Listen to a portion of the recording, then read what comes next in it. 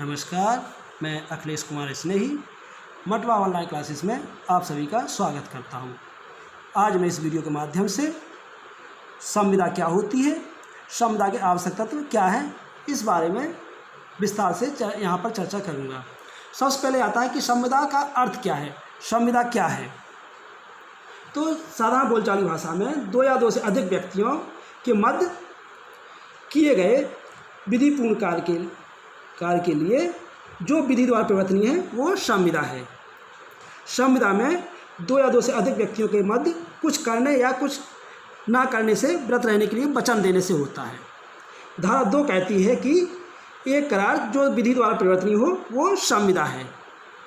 इसी प्रकार धारा 10 कहती है कि सभी करार संविदाएं हैं यदि वे संविदा करने के लिए सक्षम पक्षकारों की स्वतंत्र सहमति से किसी विधिपूर्ण प्रतिफल के लिए और विधिपूर्ण उद्देश्य के लिए किए गए हैं तो वो संविदा माने जाएंगे। यानी कि दो या दो से अधिक व्यक्तियों के बीच किसी वैध प्रतिफल के लिए किया गया करार संविदा है।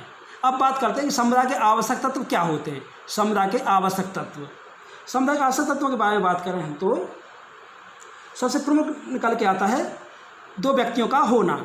इसका अर्थ है कि किसी भी संविदा के लिए दो या दो से अधिक व्यक्तियों का होना आवश्यक होता है।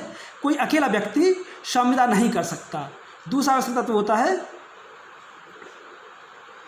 दो या दो से अधिक व्यक्तियों के बीच करार।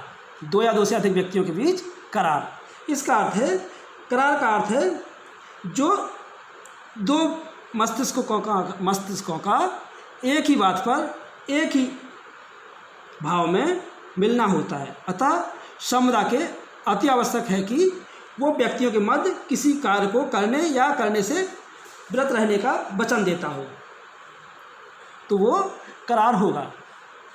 अब अगला पॉइंट आता है विधिपूर्ण प्रतिफल।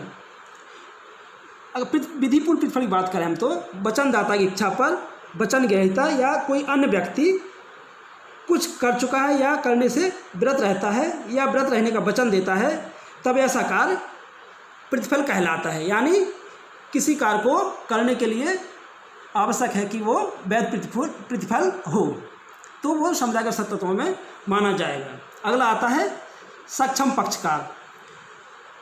धारा 11 के अनुसार पक्षकारों को संविदा के लिए सक्षम होना चाहिए। इसका अर्थ है कि जो पक्षकार कर रहे हैं कॉन्ट्रैक्ट वो वयस्क हो, सुशिक्षित हो, दिवालिया ना हो तो वो संविदा करने के लिए योग्य माने जाएंगे और वो संविदा कर सकते हैं। ये संविदा का महत्वपूर्ण आवश्यक तत्वों में एक माना गया है।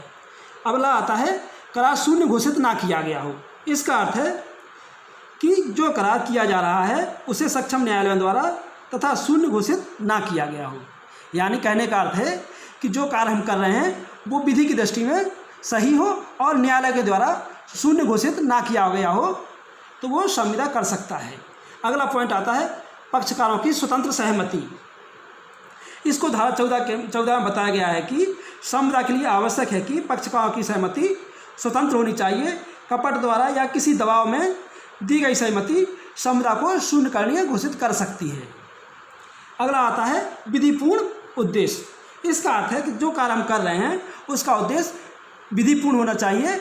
अगर किसी अवैध कार्य के लिए संविदा की जा रही है तो वो संविदा शून्य घोषित हो जाएगी। ये थे संविदा के आवश्यक तत्व, संविदा क्या होती है। अगर आपको वीडियो पसंद आता है तो लाइक कीजिए, सब्सक्राइब कीजिए हमारे चैनल को। Thank you.